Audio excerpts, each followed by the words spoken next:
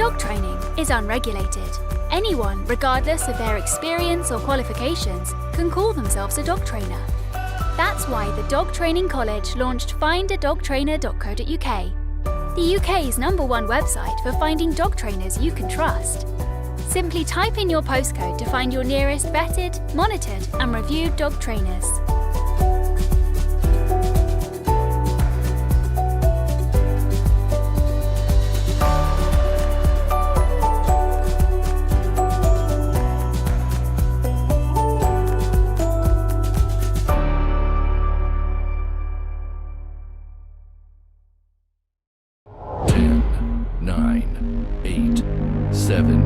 Six, 5, 4, 3, 2, 1.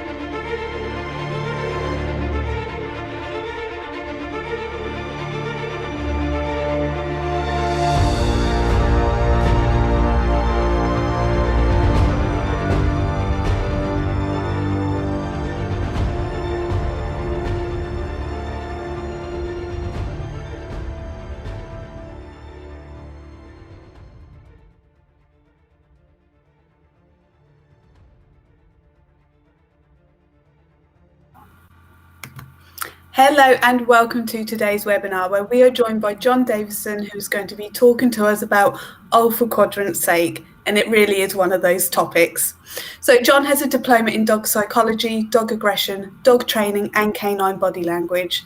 Jon is also an approved dog trainer and instructor with the DTC, a certified pro dog trainer and a member of the International Association of Animal Behaviour Consultants, just to name a few. If you have any questions for Jon during the talk, please do pop them in the comment box. Verified certificates will also be available. Let's welcome Jon on. Hi, Leah. Hi, Jon. How are you? Yeah, I'm brilliant, thank you. Fab. Are you ready for this? Oh, yes. Thank you so much, Leah. I'm passing you the bomb, literally, and I will be back at the end with questions and hopefully you can defuse the bomb. Well, hopefully. I said to Tony, I'm going to do a runner just before and just leave it. It's one of those topics. I would leave it to you and I'll see you at the end. That's brilliant. Thank you. Right, well, welcome all, guys. I'll just pop my screen up. Hopefully you can all hear me, and that's all nice and clear, and you can hopefully start to, so you can see that screen. So I'm hoping that you can all see that, hopefully. So if there's any problems, I'm sure Tony will let me know. So welcome along to this presentation on O for Quadrant's sake. And as I said, when Leanne asked me, I was pleased, and then it suddenly dawned on me that this is one of those wonderful topics that kind of gets everybody going a little bit. So hence why O for Quadrant's sake. Hopefully this will shed a bit of light on it, and it'll be fun, interesting, and hopefully you'll enjoy it. And if you don't enjoy it, then you can always look at it as an example of positive punishment. Okay. So let's go on without further ado. I'll just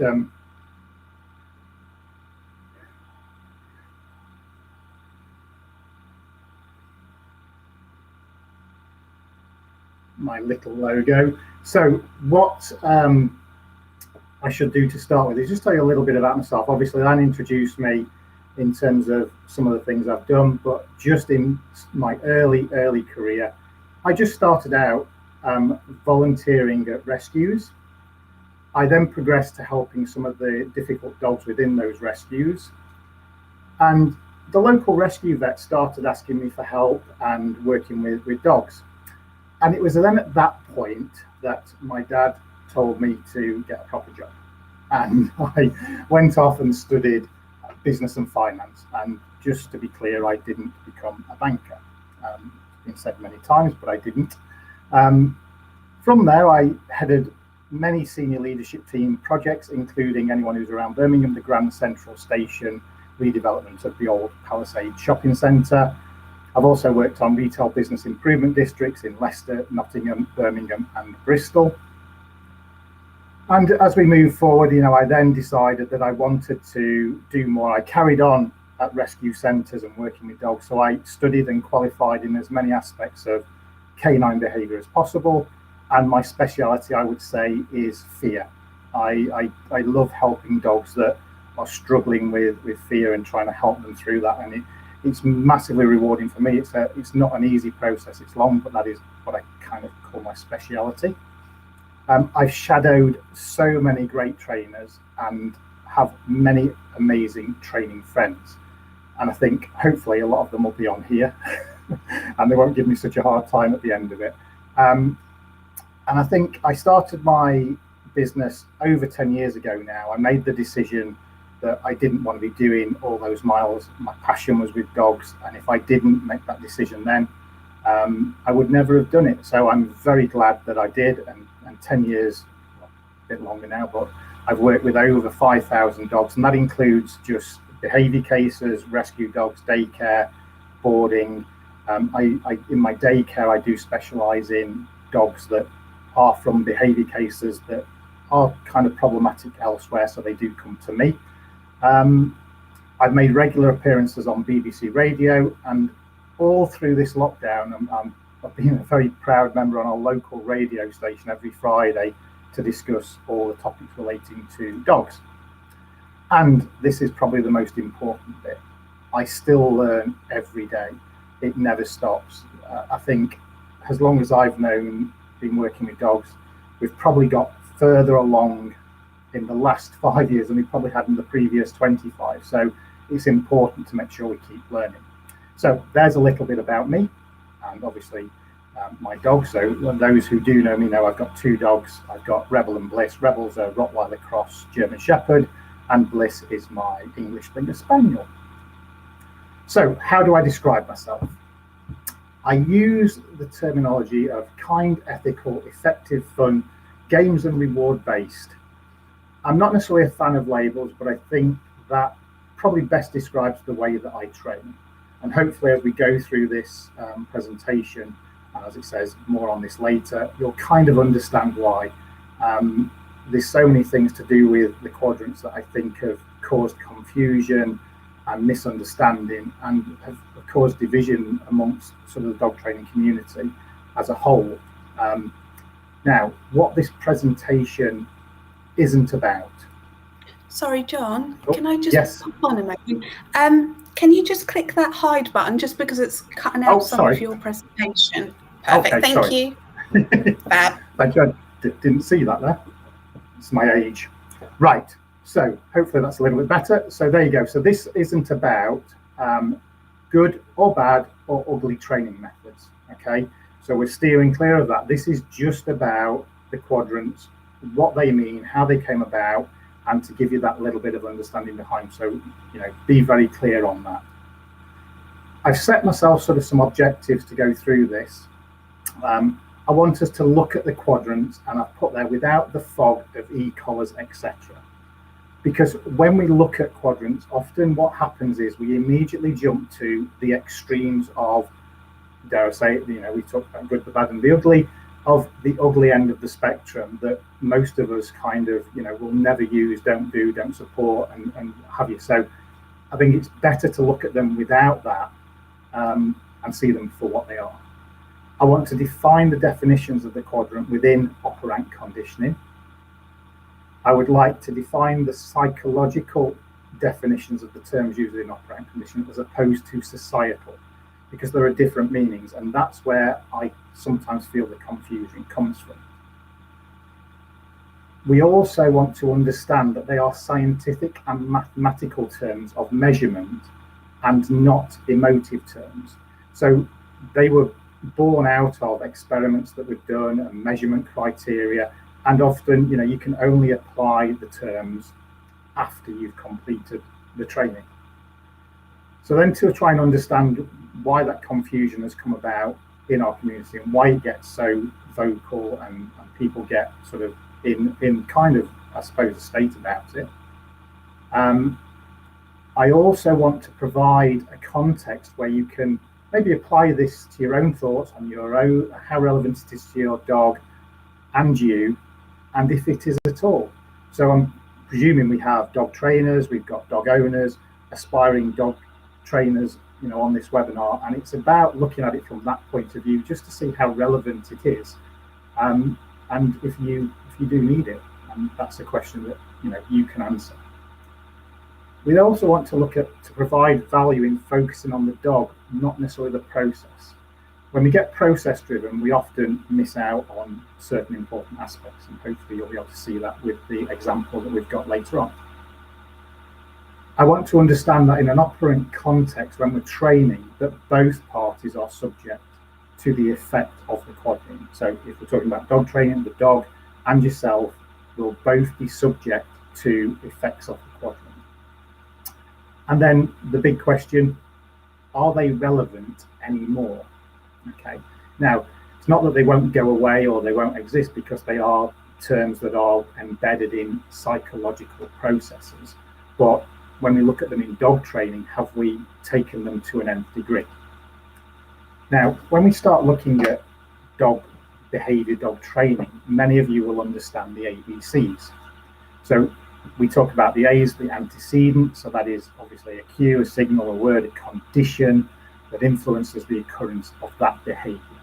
So that is effectively, what was happening immediately before the behavior, what led up to it, what was the provocation, what was the setting for the behavior, and does it always happen at certain times, etc. Then we have the behavior itself, and that is any action that can be quantified or qualified. So again, as you can see, basically it's the actual performance of an activity. So what precisely did the dog do? And then we have the consequence, so the outcome that occurs immediately following the behavior. Okay, so what happened as a result of that behavior? How was the problem dealt with? And what did the others around do? Okay, now that kind of becomes a mainstay of dog behavior, but I think it starts with the premise that the majority of behavior is rational, it's optimistic, and if a behavior has been learned, then it can be unlearned. However, are dogs actually rational? And what about the dog's emotions in there as well? Okay, so I think that's important when we look at and we say, are dogs rational? I think because of the way that they process information, we can deem that at times they're not. So we maybe have to look at it slightly different ways. Okay. So then we look at the two main points that we've probably always gone through with dog training, which is, classical conditioning, which is learning through associations. Obviously, this isn't what this webinar is about, but everyone knows about Pavlov and those associations that link with, the metronome and the food and the salivating dogs. And then with operant, it is about learning through consequences, so things that happen to either maintain or reduce behavior. So as you can see there, types of behavior. I mean, Skinner, who is known as sort of the founder of sort of behaviorism in terms of that sense, and I've read his book about before I did this presentation. I think I read it about another 4 times just to go through. But he distinguished between, two types of behavior: respondent behavior, automatic, reflective, operant behaviors, which are those under our conscious control, even though some of them may occur spontaneously and others with a deliberate action. And what he found was that while classical conditioning could account for the respondent, there was obviously a different type of learning which then operant conditioning came in, and he felt had far more importance. Okay, So when we look at the responses, okay, so Skinner identified sort of three types of responses. So there are neutral operands, so responses from the environment that neither increase or decrease the probability of a behavior being repeated. Reinforcers, they will increase the likelihood probability of a behavior being repeated, and then punishers that will decrease. Okay. Now, in terms of operant conditioning, there are different types of operant learning. We can talk about, trial and error learning, which is the first occurrence is pretty random, but then immediately rewarding, and then that behavior increases. Habituation, there's imprint, which generally gets restricted to probably the sensitive period. There's insight learning, which is probably similar to thinking. Its presence in animals has been difficult to prove, but we do believe that it does occur in dogs. There's latent learning, and that's where the learning can actually be hidden, and even the reinforcer may not be known to us. And then observational learning, where dogs can actually copy. We've also heard those stories where the dogs have learned to open doors, they've learned to do things. So we know that they can learn by watching and observing, and often that can be a bit quicker than trial and error. So they're different types of operant conditioning. But I think while we talk about operant conditioning, I'm just going to quickly sort of go on to genetics and motivation, because when you look at what drives a dog's behavior and what drives our behavior, there is lots of different facets to it. There isn't just one aspect. And when we look at genetics and learning, I think Corson and Beavers, they came up and they found that many internal and external variants have a direct influence on the dog's ability or desire to learn. So genetics has just been one of those, and the importance of genetics in behavior was actually recognized by Pavlov. And then when we look at motivation and learning, Anastasi and Fuller Scott, they found that the learning of tasks is actually more dependent on emotional motivational factors than on ability factors. So in addition to the animals being in the right mood and having the capability to learn, the reinforcement or punishment, and obviously we're going to come on to that very soon, must be appropriate in type, intensity, and timing. So in other words, the motivation must be appropriate. So it's really important to look at motivation, because if something is reinforcing but there's no motivation, for you to do it, does that behavior increase or decrease? And I think there has to be some form of motivation, and sometimes you can have motivation to do something without a reward. Obviously, maybe you can ask me a question on that later, but I think you've got to look at all these aspects, particularly when we're looking at dogs, to try and find the right solutions. So let's get into the main sort of stage. So when we look at the quadrants, if you go on to the internet and you type in, behavioral quadrant, you're probably likely to see something like this.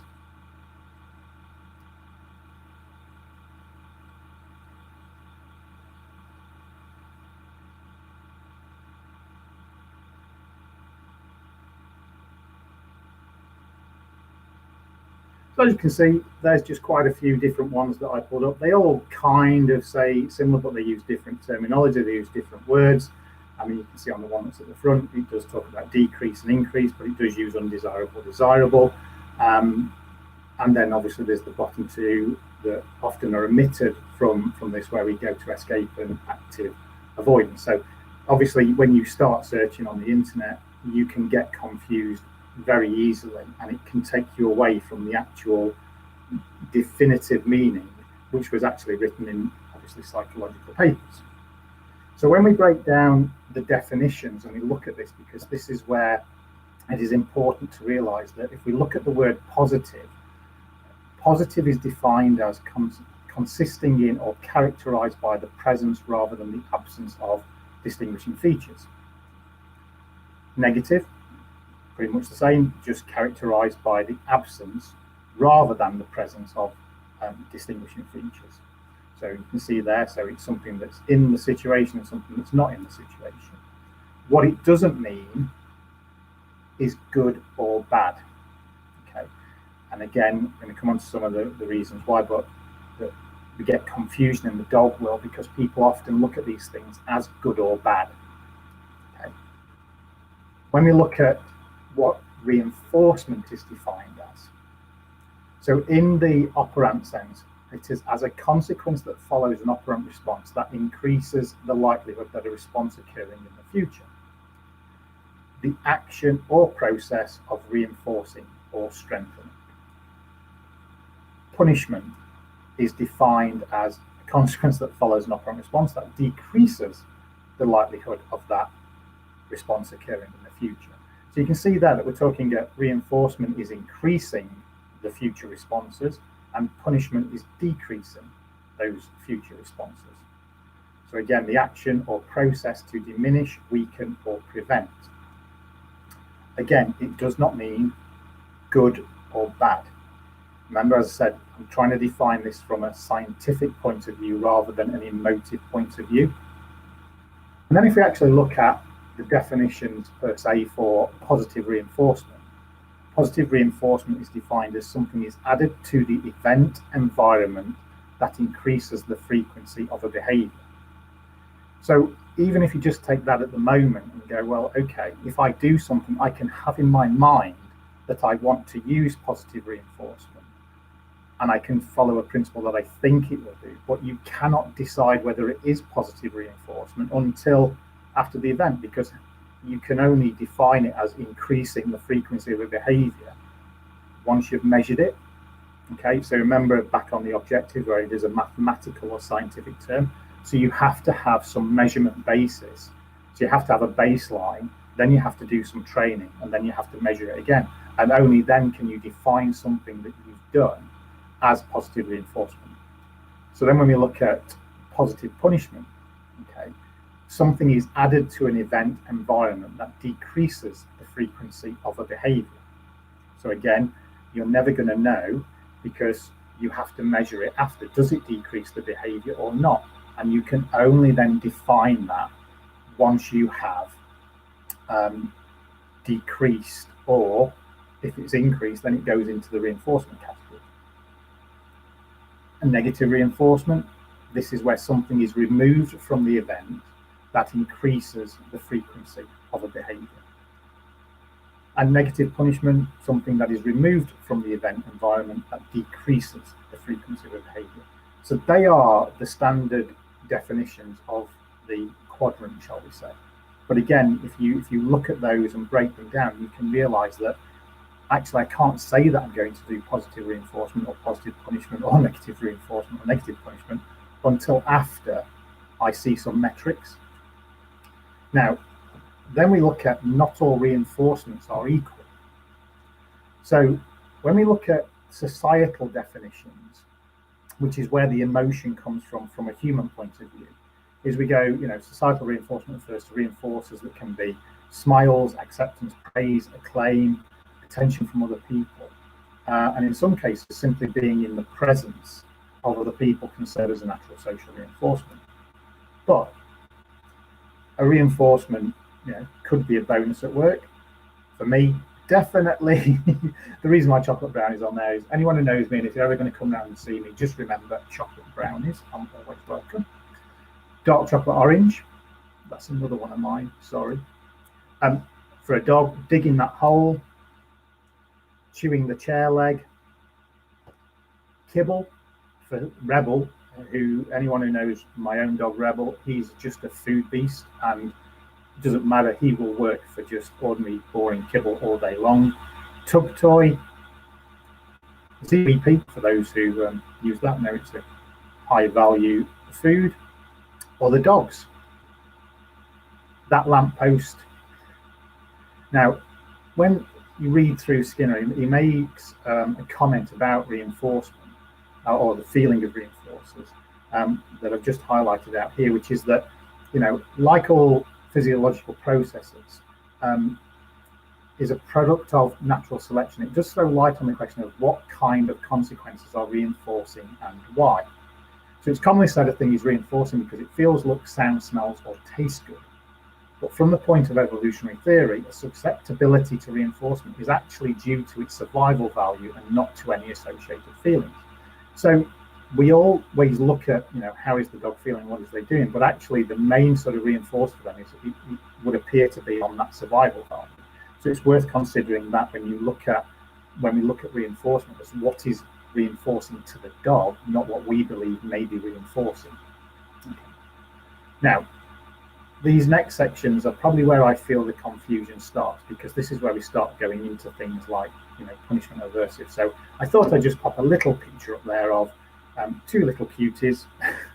And for those who know, the one on the left there is, hopefully if that comes through the screen that way. So that's Bliss on the left, and that's young Rebel as a little pup on the right. So before we go in, it's just nice to just sort of ground it, and let's just keep everybody nice and calm with some little puppy pictures. So not all punishers are equal also. So remember I said I wanted to keep this clear of the fog of certain things. So when we look at societal punishment, and when you look at the emotional part of that, societal punishment is defined as the infliction of some kind of pain or loss upon a person for a misdeed. So you can see that it actually says the infliction of some kind of pain. And I think that's where we often get locked into, because when we hear the word punishment or punishers, that's often what we go to. But in terms of operant conditioning, it is not necessarily, the punishment is defined as a decrease in behavior. It's not defined as a thing. It is something that happens that decreases a behavior. So not all punishers are equal. So attending a speed awareness course, for those of you that have been caught out, maybe not that bad. It's better than having the points on your license. Having your mobile phone confiscated. Now, my kids having their mobile phone confiscated, God, you may as well have cut off their hands, to be fair. I didn't do that, by the way. Poor hotel on a holiday. My partner smacking my hand when I pinched their chocolates. Okay. Get your driving license revoked. I mean, slightly more punishing than a speed awareness course. COVID-19 regulations. Sorry, yes, I went there, mentioned COVID, but the regulations have been very difficult, and you could argue have been very punishing for us all. We understand the reasons behind it, but they've been very difficult. And again, when we look at what Skinner said, he looks at punishment is easily confused with negative reinforcement, which is sometimes called aversive control, because in a lot of cases the same stimuli are used. But you can't really define as punishment of not behaving, because punishment is designed to remove behavior, and obviously negative reinforcement is to generate behavior. Okay. But I wanted to just add this in as well, because even though I want to steer clear of the fog, there are some problems if you do go down the route of using pain, coercion, force, etc. We know that if you go down those routes, the punished behavior is generally not forgotten. It generally is suppressed, and it returns when the punisher is no longer present. So it can increase aggression, because it shows that if you're using that method to a dog and your timing is off and your levels are all wrong, you just teach the dog that that's a method that works. So remember we said that they learn from observational learning. So it stands to reason that if they can watch us and see us open a door, they can learn that actually to get something to not be done, they can use that in their own arsenal of tools. It can then create fear that can be generalized onto other undesirable behaviors. And again, it doesn't guide towards desired behavior. Reinforcement obviously is something that communicates that you've done well, and punishes is sort of what you've not done. Okay. So there are levels when you go through this, but remember that when we're talking about punishment in an operant sense, we're not talking about specific actions of punishment. We are talking about the defined process in reducing a behavior. Now, if I just give you a sort of little example, and for those that aren't in the UK, I do apologise. Now, we have a traffic light sequence that goes, green, amber, red, red, amber, green, and goes round. Now, if I said to all of you now, what do you do when here? Okay, so you're driving towards the traffic light and it flicks to amber. Probably most of you will say you do this. You speed up and you shoot through the lights. And you could argue that then that acts as a reinforcement because you don't have to stop at the lights. Okay. Now, if I then add a lovely young police officer, and then you come to those same lights again, chances are that you will stop. Okay. Now, that's because there is something there that is a potential of a punishment happening. Okay, hope everyone's with me. So if we remove those and we then take away that punisher, what would you do when you next come to those lights? And the chances are that you will just speed up through them again. So remember I said that in terms of punishment, it's only effective as long as the punishment is there. So the minute we remove the potential or the anticipation of that punishment, you don't go through. If you look at those traffic lights that have the cameras on them that trigger when it goes amber, you can see so many people will brake because they know the camera's there. So as long as the punishment is there, but at the next set of lights, they'll still go through because the reinforcement is often more powerful. Okay, so the reward of getting through the lights and not having to stop often becomes more powerful than the possible punishment. I hope that makes sense. Okay. So not all aversives are equal. Now, this should divide you probably more than the quadrant should. So ham and pineapple pizza, I'll be honest, to me that's pretty aversive. Marmite, again, probably will split you, but for me, kind of like Marmite, I'd probably have Marmite on a pizza. Reflective work jackets, obviously for a dog, not for me. Hoodies, being hit with a baseball bat, caps, coffee revels, a public footpath gate. Now, I've just put Rebel because I thought I'd put this in because Rebel really, really dislikes metal swinging gates on a walk. Really doesn't like them. Nothing bad has happened, but for some reason he just does not like going through them. We do all the desensitization training with him, but he just does not like them. So I try to think of ways that I can get him through there without having to put him through the stress of going through one. And he's not too bad. He's only 32 kilograms, but he'll often get picked up and carried through. And then COVID-19 itself.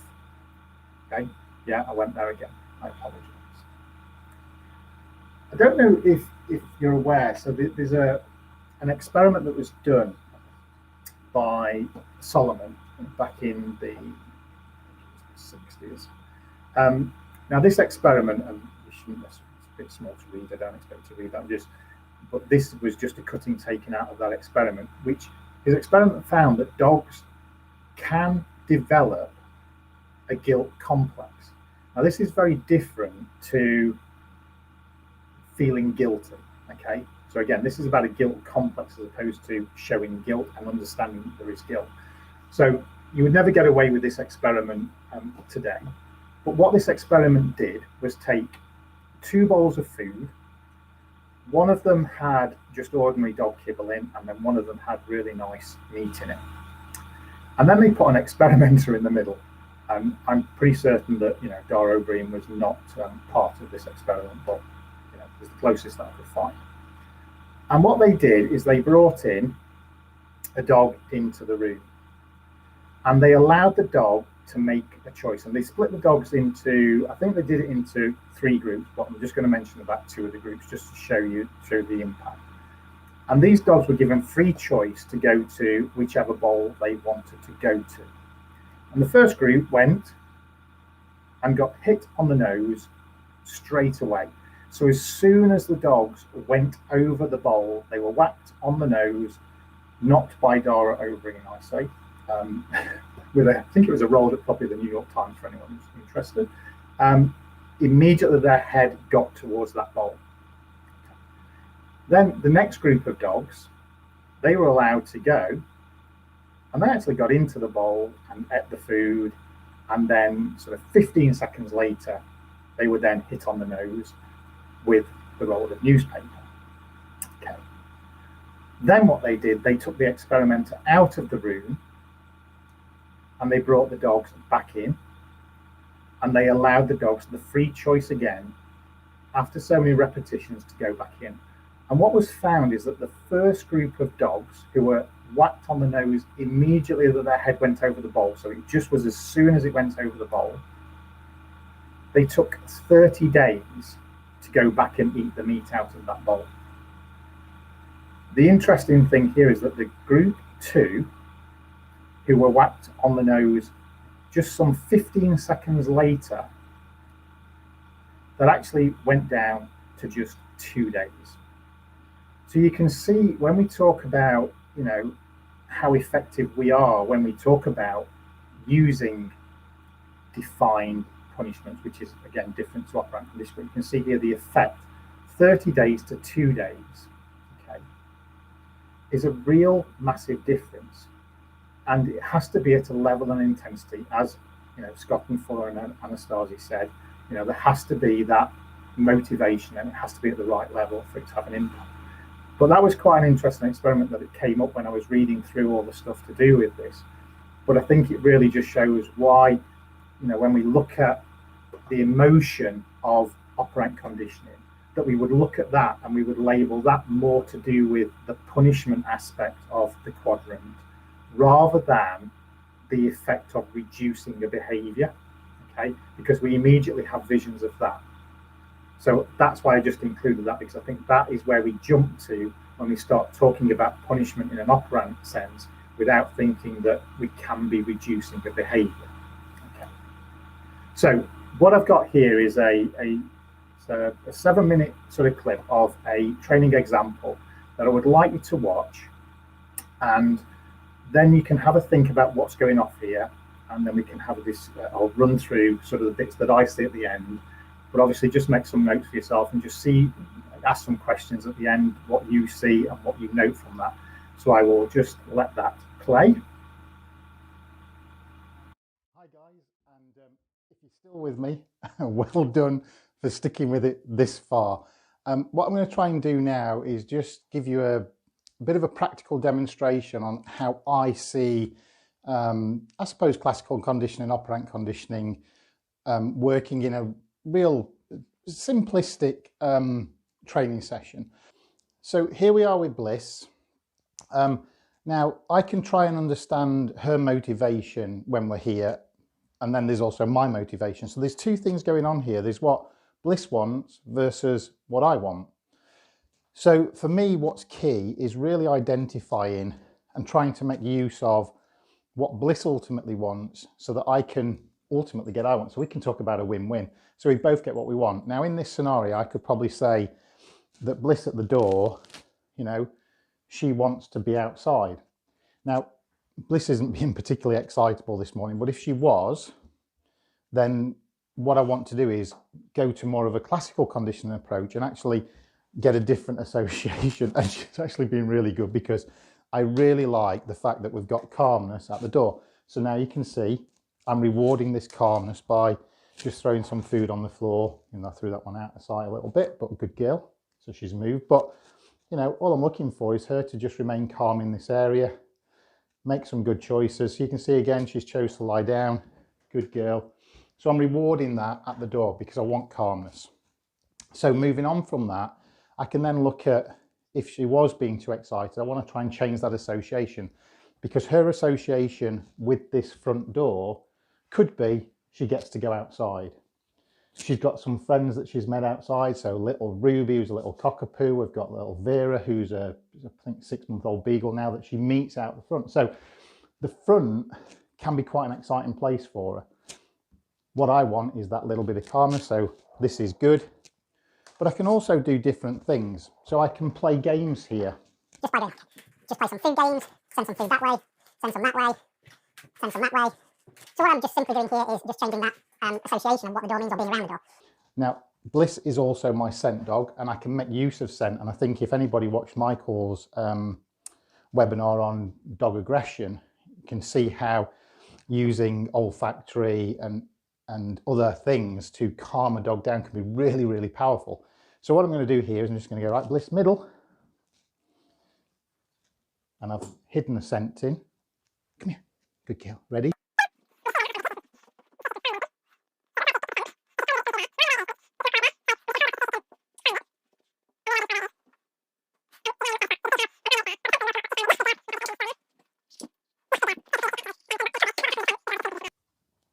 You're quite happy, aren't you, girl? So what I tend to look at is, you know, I have this kind of imaginary line with my radiator that I want the dogs behind. So I come to a position, and if she's ahead of it, I'm just going to kind of move off, come back.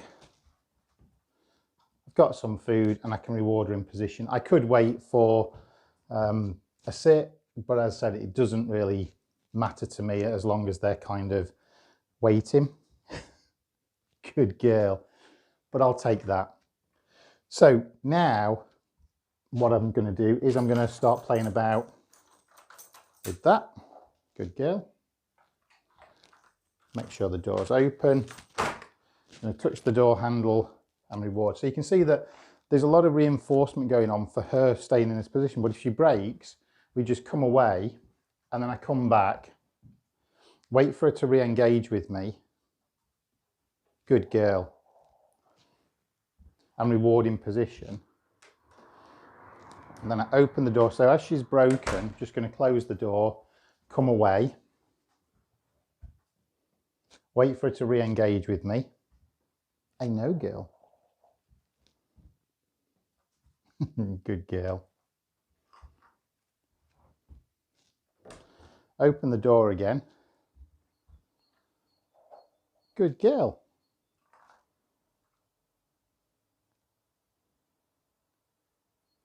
Now you won't be able to see that, but her nose is twitching like a good one. Good girl. So we've got the door open, there's no tension on the lead, and she's now sort of staying behind that line. Now you can see the rate of reinforcement that I'm giving behind that line. So she's getting quite a bit at the moment because I want to communicate that that's the place to be, even though she has a desire to go outside. So now what I want to do is make sure that we leave calmly. So again, there's no tension on the lead. Can still, at this moment in time, go on high reward ratio. Obviously, the more that I do this, the more I'd move on to variable. Probably a topic for another day, but it's included in sort of Skinner's reinforcement ratios and things. And variable being the most resistant. So as you can see, she's broken. So I'm just going to move her away and come away. And I'm not going to close the door fully. So I just then come back. Now you'll notice I'm not giving her any instruction or anything to do. I want her, because I think it really helps a dog's learning capability. If I'm constantly giving her instruction, it's almost like I'm doing my child's homework. So to shape her brain and get her brain being able to sort of think through little situations, this is the way that I do it. Good girl. Come here then.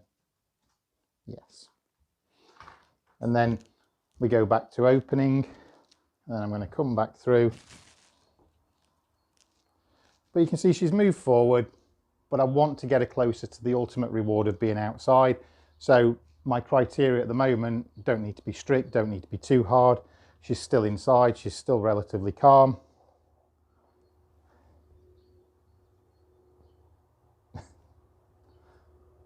I know, girl. Good girl. Come on then. And then we're outside.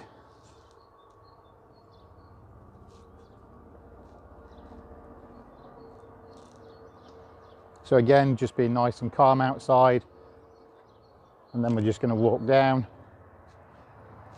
Let her come this way. Good girlie. This way. Good girl. And then we just come back in. Good girl. So all nice and calm, and that's how I'm just training Bliss to be nice and calm at the doorway. Now, here's probably the little bit of a test for you, is obviously in that little session you saw there, what parts of operant conditioning did I use? that's what we'll talk about next.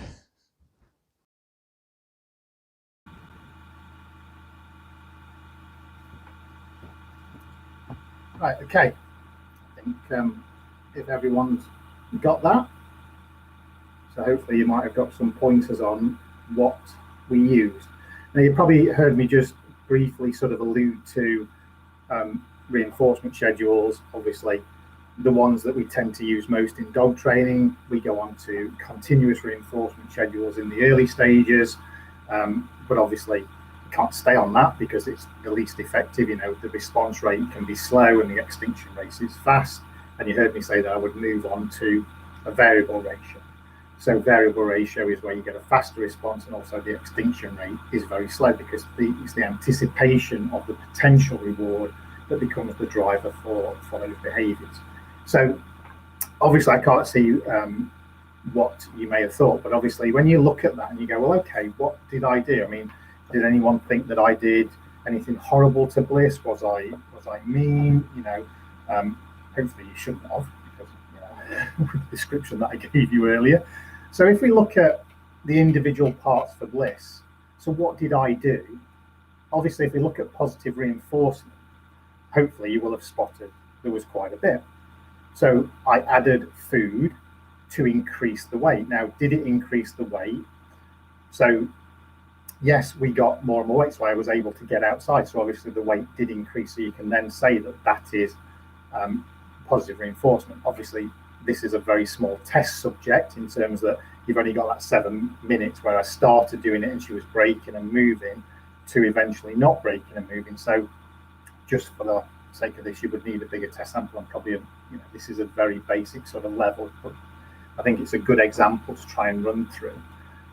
I also added the outside to increase the weight. So as I said, Bliss would probably want to get outside because that's a place where she's had a lot of fun. Okay, so I added the outside by opening the door to increase the weight. Then you can look at, did I do any positive punishment? Well, I added a barrier to reduce the break. So when she broke, the door closed. So I added something to reduce a behavior. So by adding the closed door, did that reduce the break?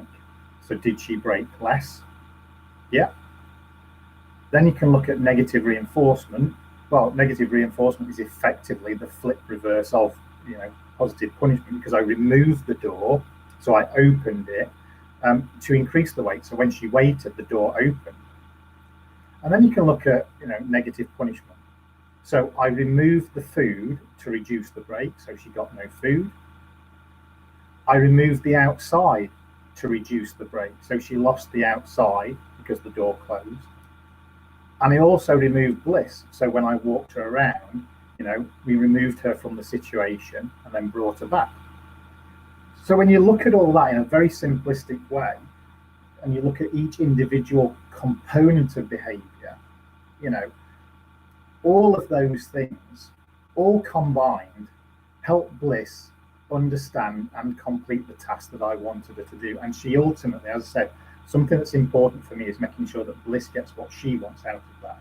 So for her to be outside, for her to get the chance to see her friends and do all those, so you know, it is about giving her that. But every one of those combined, you know, gave her that ability to understand the task. And if you think back to your own learning and how you've learned through your life, I think it's hard to say that, you know, if there weren't the flip side. I mean, everyone always says, you know, if you only had good, you wouldn't know it was good because there's nothing to show you the other side. So obviously all those things would be defined based on the criteria of what they did of fitting into operant conditioning and the quadrants. But also then I mentioned that there's the parts for me. So things that Bliss did impacted upon me and made my behavior do things. So if you look at for me, so positive reinforcement, you know, Bliss added the weight and my delivery of food and praise increases. You could argue in there that I feel happier, but obviously I'm talking about more emotion, but in terms of behavior, I delivered more food and I delivered more praise. So positive punishment, again, you can look at that and just go, Bliss added a break my delivery of food and praise decreases. So everything always almost has an opposite reflex in there. Negative reinforcement, Bliss removed the break, and again, my delivery of food increases. And negative punishment, we can go through, and Bliss removed the weight, and my delivery of food decreases, and praise decreases. So again, for me, I'm subject to many components of operant conditioning all the time, and it's, obviously we can look at that and we can say, absolutely, what is the most powerful? And yeah, you reinforce something. If the dog has a desire for it and the motivation for it, and they want it, and then you reinforce it, well, you're onto a winner all the time. Okay, so we know that using reinforcement and using reward-based training is going to be a way, but we cannot get away from the fact that all the parts of the operant sort of quadrant will be present at some point within that training, and we get locked onto the emotive subject, I think. Obviously, that's just sort of my view on that, and from what I've seen and some of the conversations that I've seen going on over the last few months, particularly with this topic. So here's my sort of synopsis from that, is we should always consider the emotion of the dog.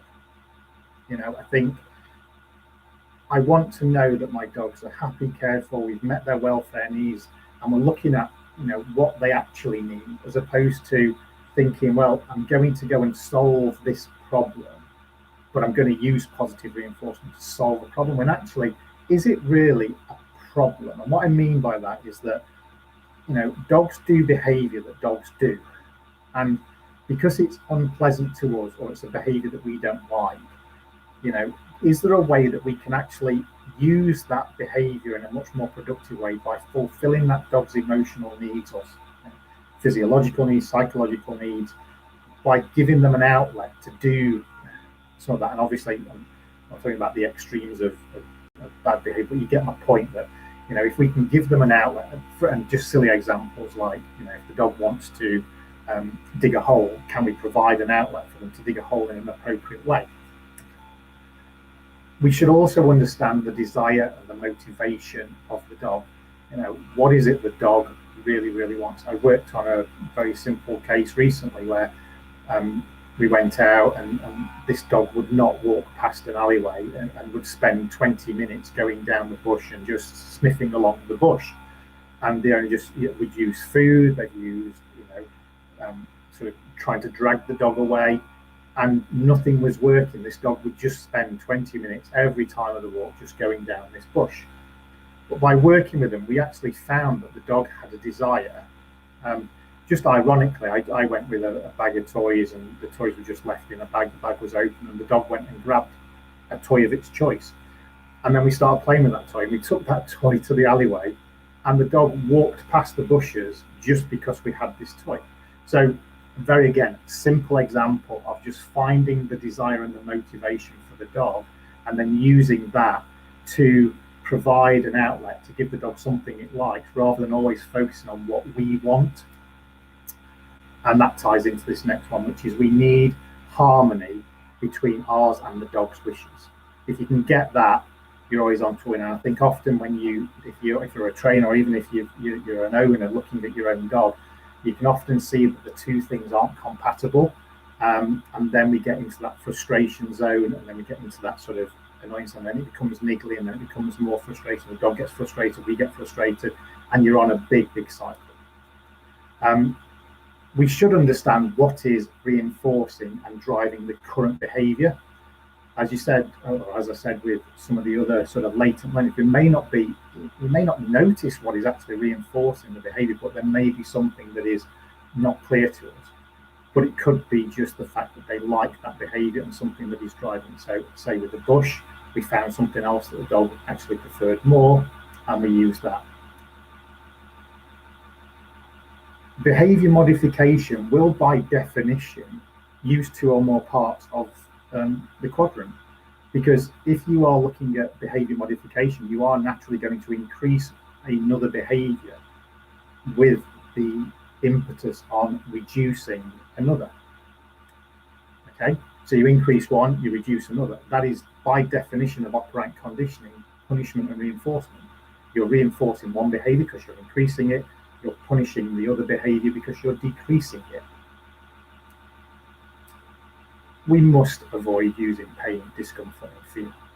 Okay, and as I said, when I looked at that Solomon experiment, obviously not a nice experiment.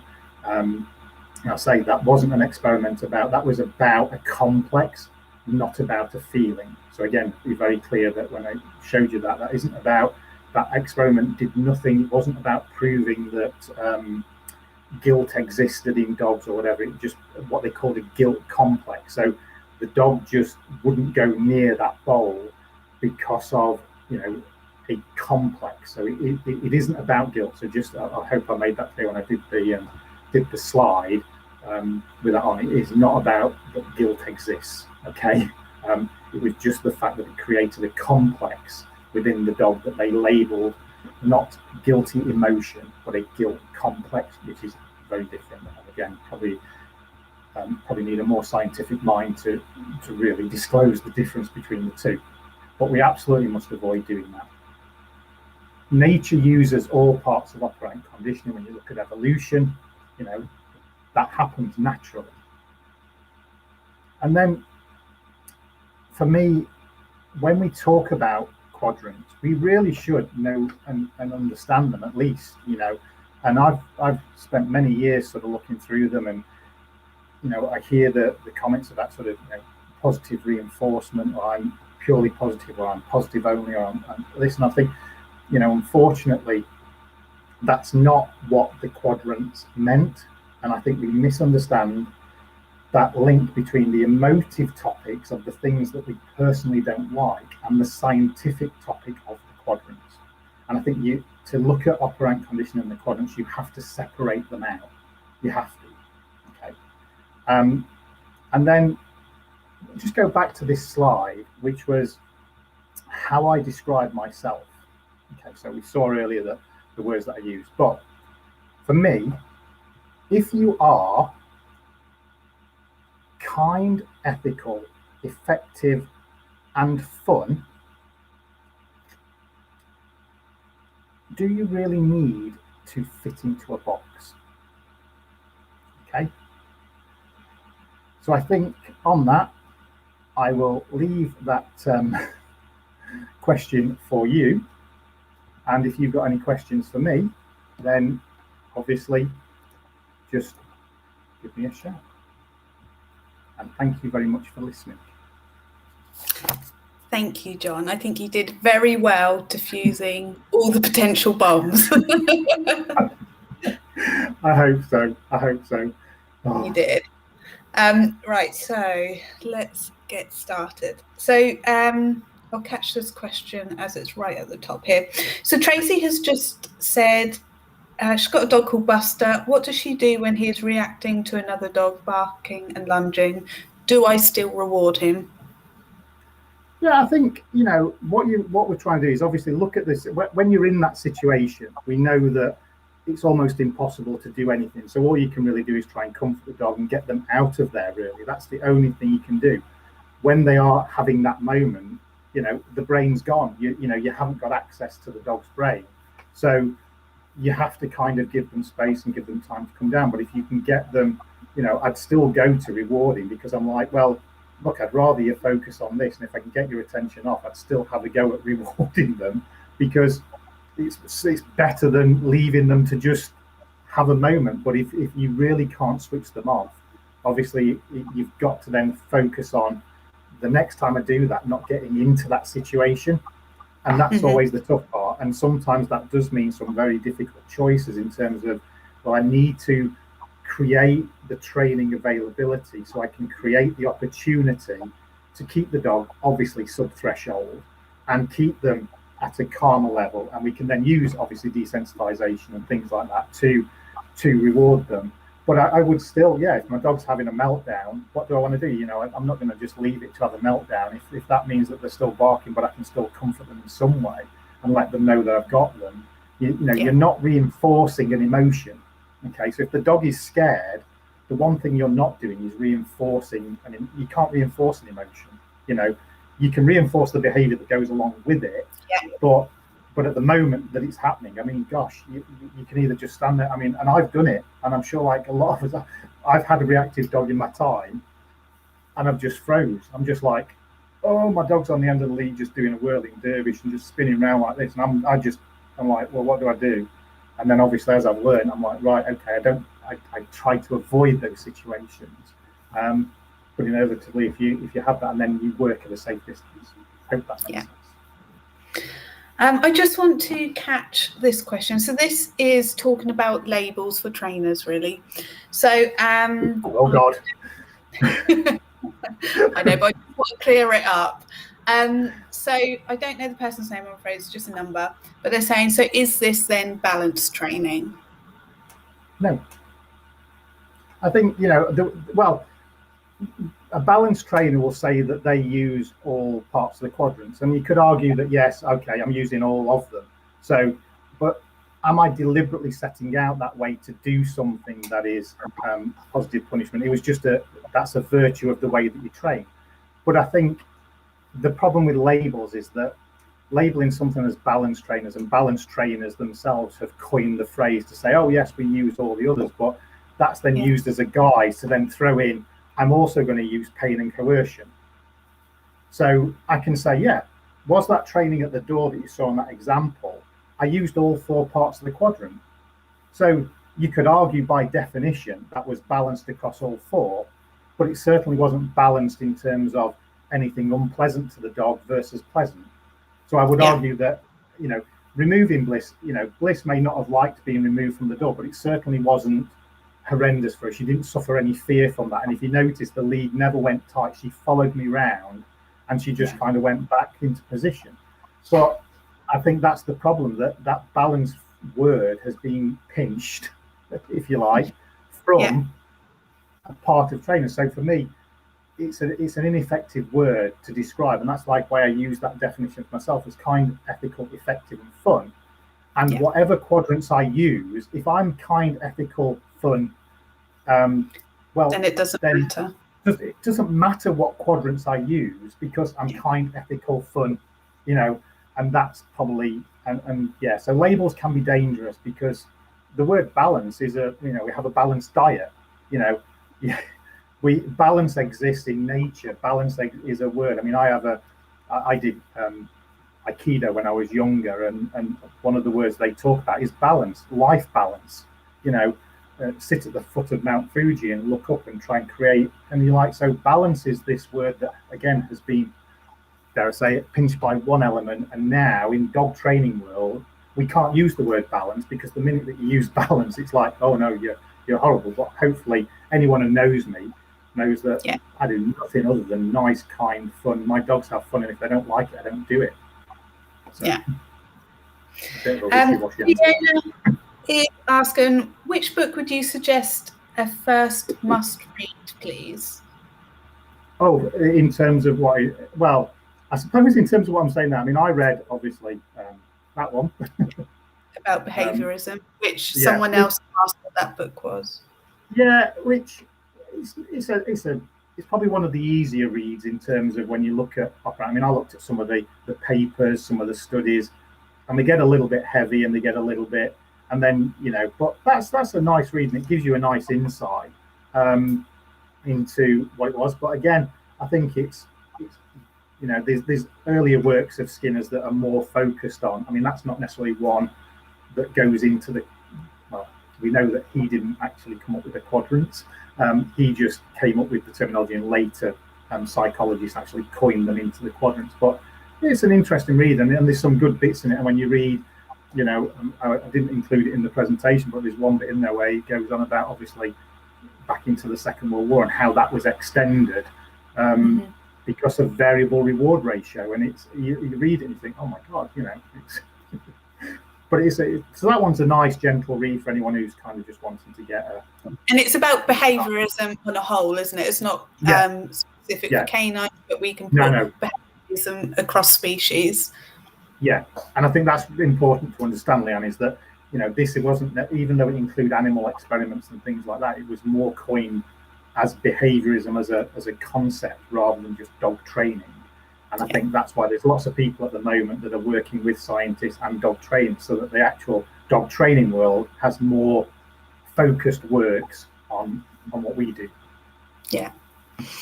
Jackie is asking, is motivation the same as drive? Gosh, interesting question. Yeah, I suppose there are similarities. I mean, I have a drive and a motivation to work with dogs. So, but what is my driver? What is my yeah? I suppose you could argue they're very similar terms. Yeah, I think there's close enough descriptions. I'd probably have to go and look at the dictionary definition, and I might be proved wrong. But I talk about, I have drive and desire.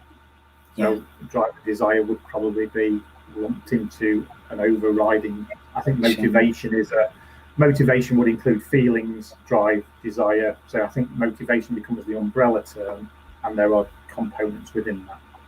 Yeah, I agree. You've got several people who loved your flooring. Just need to put that. Thank you. A question from Jane. So I'm guessing this may be an issue with her dog. So with your example of Bliss at the door, what would you have done if she started barking impatiently? If she started barking impatiently, so again, I would probably just end the session for a little bit and then just reset and go back. I might try just the walk around again, just move her, because movement is something that's very underrated. If my dog starts doing something, just move, just get them moving. And if they carry on barking, then I'll just finish the session, and then I'll go back another time, maybe give them a couple of days off and then start again. So I don't put time criteria on having to get something done. It has to be the dog's pace and the dog's feeling. So if they're barking, then you've probably got to look at, are they getting frustrated? Are they clear on what you're asking? Can you break it down into smaller steps? So if they're getting to that invisible line on the radiator and then they're going past it and then they're barking at me, how can I get it so I can get the reward to mark the behavior of being behind that line? But again, it's looking at the dog. That's my wish to be behind that radiator and the dog's wish to be at the door. So it's trying to create those opportunities where you can give the dog those small wins, pretty much like Skinner said about small wins give you the ability to move on. But I just don't want to give them the chance to be frustrated. So I would just end the session and then really have a think about it. But one of the best things to do is film it, is actually get your camera, film it while you're doing it, and then watch it back, because you'll find amazing things that you didn't notice while you're there. So that's what I would have a go at. And if not, call a trainer. But Bliss was showing Bliss was showing a lot of calmness as well before you even started. So even taking it back a step. She was she was annoyingly calm. Typical, because you wanted to film her.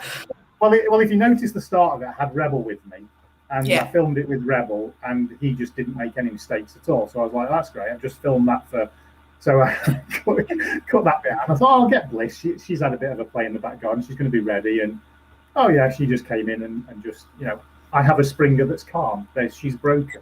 What can I say? Christine is saying, if a dog suddenly develops a fear of going outside due to noises from neighbours doing construction on the home, do I start with the doorway and then work my way to the yard trying to desensitise? I would mix it up. I would look at the noises. I would then obviously do some noise desensitization on a very low volume on noises that are not related to the construction. So I'd be going to, you name it, go on YouTube, baby rattles, doorbells, all kinds of noises that that your dog is comfortable with. So I identify noises that your dog can cope with already and just start playing the game with noises they're comfortable with, and then start bringing in the other noises and then mixing, door protocol. So like I did with Bliss, and then sped up obviously because you didn't need to see just the food flinging, but just again, change that emotional condition response. And then if a dog sort of doesn't want to go outside, then I'm just trying to set up I'm looking for minuscule steps towards the door. So I'd be as far away from the door as possible. And then if they take one step towards the door, then I'd reward that and then let them take the pressure off, and then again, get them walking to the door. And then if I was outside, so if I got outside and I had a long line, I might go and stand by my car door and just leave the dog inside on the lead, and just sort of, so they can stay calm inside, but I've got the lead, so I'm outside, and they can potentially, again, just work through that themselves. And you might see them creep to the door and just poke their head out the door, and then you can just drop a load of food and say, oh yeah, I really like that, and then just go inside, because you want to do it in small steps. But I think you've got to have a multifaceted approach for that, and you want to break it down into small segments rather than the door and the noise together. I do the noise and things they can cope with, then I do the door with no noise, and then I start adding them together, and controlling the volume and exposure, and just find their motivations. Remember I said about the dog that walked down the alleyway? Find something that your dog sort of really enjoys, and then try and use that. I mean, because conditioning does work both ways, obviously. You can, obviously, if they've got a real negative aspect to the door, then you want to be really careful about bringing in some low-level valuable, because you can transfer the negative stuff onto those as well. So it is about playing it in the garden, playing it in the house, playing it in the doorway, mixing it up, and then taking it slow. And just don't have the criteria of, I must have this done in a week. You know, let the dog tell you when they're comfortable to move on. Yeah. And also on that note, because you had these two things on your list earlier on the presentation, hard hats or caps you had, and reflective jackets. So it may not just be the noise, there could be other variables causing it. Yeah, absolutely. So Ada is saying, what do I do when my German Shepherd female, who's 8 months old, is alert with newborns on walks? I'm assuming you mean children, babies? Okay. So if it's newborn babies on walk, so obviously you're out in a park and you're obviously looking at pushchairs, I take, because obviously if they're newborn, they're going to be in prams. Again, it is really about safe distance and figuring out where your dog can cope with, and what is it that's actually bothering her about newborns. Is it newborns? Is it the pushchair? Is it the pram? Is it the owner and the pram together? Again, looking at things like, you know, trigger pictures, you know, what is it that's triggering it? So as much as it can be a pain, it's like, well, okay, can you speak nice and say, if the owner moves away from the pushchair, does the dog still react? Is it when the pushchair's moving? If the pushchair's still, does that react the dog, or is it a culmination of all of them? So it's a bit more complex than just being that thing. You've got to try and identify each little component and then break it down. But again, just working on safe distance. So you find that distance where the dog can look at a pushchair and be really comfortable, and give the dog its reward, whether that is food, praise, you know, affection, toy. Toy is often a difficult one, because obviously toy will create arousal up, which could create more stimulus. So hence why, obviously, we do use food in those situations, because we know, obviously linked to the parasympathetic nervous system, gets the dog calm. And if they're taking food, as dog trainers, we go, oh, we're kind of happier. So a dog's barking at us and they take a piece of food, we're like, take a breath. They've taken some food. They're not bothered by us so much now. So that's what I would do with that. Hopefully that helps. Yeah. Miss Tess, should we as a collective group start to try and move the social meaning of positive reinforcement training towards no harm training or something similar? I think that's already happening, to be fair. I think, you know, there's a lot of rhetoric about the use of, you know, like I say, positive reinforcement only or positive only. And I think there is a movement, whether it'd be nice to probably get to, but I don't know whether we ever will get to where everyone wants to be included in that umbrella. I mean, I think obviously, you know, dog training college, you use kind, effective, and I like that, because I just think it's a great term, because, you know, it says everything it needs to be. You know, kind has it, you know, kind has a meaning, and effective means that you have a result at the end of it. So I think there's movement out there. What it will seem to be, I mean, do no harm, you know, again, is a valid, you know, method. But again, you could argue, well, do no harm. What if I do something inadvertently? I mean, okay, you're not going to set out deliberately to train, and nothing you do. So I think we need to move away from it, because I think it. Yeah. How can I say this? I think when you look at the other side of the spectrum to our type of training, and you go to the people that use aversive methods on a whole, they're very much more joined up than we are. Yeah. They don't have the arguments that we have about positive reinforcement. We seem to have these arguments and lose our mind. They are very together. Yeah. I mean, we can disagree with them, and we can say we don't like those methods, which we don't. But give them their credit when they come together and discuss about it. They're pretty much on the same page, and they have rational, calm discussions with each other. Whereas, there is a little bit of, well, I'm more positive than you. And I try and, like I said, that's why I like to say I'm just kind, ethical, fun, and that's what I try and do. I get things wrong when I train my own dogs. I make mistakes. Rebel gets called names every now and then, and Bliss is a diva.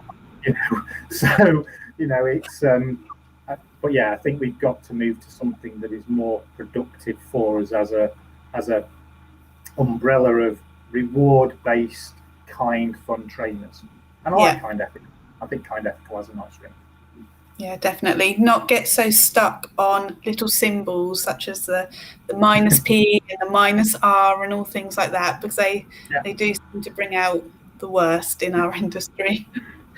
Yes. Focused dog walking. So would ending the session where the dog is barking, would that be classed as negative punishment? Well, I suppose it depends. What are you taking away? So if you're taking the dog away, if the barking reduces, then technically, negative punishment. Because if you remove something from the environment, so if you're removing the dog, and often, negative punishment has been used many times. It's like we go for, like, dogs are biting you and nipping at your ankle. We say, you leave the room. You redirect the dog onto something else if you can, but if they won't give up, you leave the room. So you remove yourself from the dog. I mean, that's negative punishment. So yeah, removing the dog from a situation to reduce the barking. But then you could argue that removing the dog also is increasing the quiet. So, you then get negative reinforcement as well as negative punishment, because you always get the flip side. There is always a flip side to the quadrants. You can't do one. You just can't do one. I took something out of the original presentation where I said, if you looked at shaping a dog behavior or a new task, could you use just positive reinforcement only? But actually, at some point, they're going to maybe make a mistake and you're going to withhold the treat. So even in shaping, you're going to withhold. So you're going to use more than one. But yeah, in answer to the question, I would say, you're removing the dog to reduce the barking. Yeah. But you can only again measure that if you do it again and if the barking reduces. If not, it then becomes reinforcement. So Jackie has said, when you opened the door and went out and turned and faced Bliss, which kind of blocked Bliss, which you said about earlier, which bit of the quadrant was Jon's body language performing? Okay, so if you like it, I'm adding myself. So you could argue that I'm adding myself as a barrier. Okay, because I'm just stood in the doorway. She can go to the side. She could still get out. I haven't blocked the doorway totally, but my physical presence could definitely be the addition of a barrier. And because, but again, you could say that's a previously reinforced behavior, because she often comes and sits in front of me and then gets the reward for, like, sit to say please. So it could be the fact that had I have not done anything before, then it would be classed as a sort of positive punisher. But as it's already a previously learnt behavior, you could argue it's just a previously learnt behavior. Yeah. That answers that. So you can see why it gets so confusing, because you have to take all the context, because it's a behavior that she knows and does quite often. Yeah, and it's individually, isn't it? Because obviously it's a behavior that Bliss knows. It doesn't mean that if you were to work with another dog that it's going to be the same response for them. Yeah. So on that note, do quadrants matter? in the whole big scheme of things? Well, I think it's a very individual question. I mean, for me, I come from a background where I do like to understand data. I like to understand things like that. So when I come away, I don't really talk about them that much with my clients. You know, some clients will ask me and they'll sort of go, you know, because they've done some research, they're more knowledgeable. And I'll just say, well, look, you know, you've got to understand this. This is what it can be. But for me, when I'm looking at training, I'm really focused on what's the dog's emotions, what can I do to improve the dog's well-being, and then obviously I'm going to try and use the kindest methods possible and the things that the dog likes in that. And if that means the dog weeing up a bush, I'll use weeing up a bush. So I want to tap into what the dog really thoroughly enjoys. To me, do they matter? No, I think if I use that question that I said at the end, if you are kind, ethical, effective, do the quadrants, does it matter? Because if you're kind, ethical, you're a good person. You know, if you're kind, ethical, and effective, you're doing a good job. So it doesn't matter, because you're never going to do anything bad to a dog, irrespective of what quadrant you fall into at any given moment. And I defy anybody to say to me, if they can say they have never in their life, in terms of dog training, never used positive punishment, never used negative punishment, never used negative reinforcement, then I'd be incredibly surprised. Because I just don't think, well, I'll go out on a limb and just say it's just impossible, because it exists. It exists as a concept. So yeah, for me, if you're done accidentally, it doesn't mean that you're intentionally doing it. No, I mean, I think most of us, any trainer, and yourself included, would say we set out to do, in a way, yes, we set out to do positive reinforcement, but for a dog to really clearly learn something, just the same as we do as humans, if you only ever know that there's one side, i.e. good, you don't actually learn anything from that. You know, you don't, if you take a corner at 70 miles an hour and crash your car, you don't take that corner again at 70 miles an hour. You know, there's a consequence that drives that, okay, I've come around a corner similar, so you're going to slow down. The example with the traffic lights, you know, you can look at all those things and just go, but yeah, so for me, it doesn't necessarily matter in dog training. I just want to do the best for the dog in the kindest way possible. Yeah. Hope that answers that question. No, big pat on the back, Jon. Thank you ever so much for being here with us this evening. And you are very welcome. Yeah, I will send you some pictures of what people are saying in a bit. But people have thoroughly enjoyed it. They've, you know, it's been very clear, well presented, and you'll see that sort of comments. So thank you for being. I hope people enjoyed it. That was the aim, to try and at least keep it light-hearted and a little bit of fun, and hopefully my silly little presentation skills. But hopefully you enjoyed it. A brownie waiting for you. Oh yes. As you can tell, I'm slim and slender, so yes. Fab. Take care, Jon, and we'll see you soon. All right. Thank you.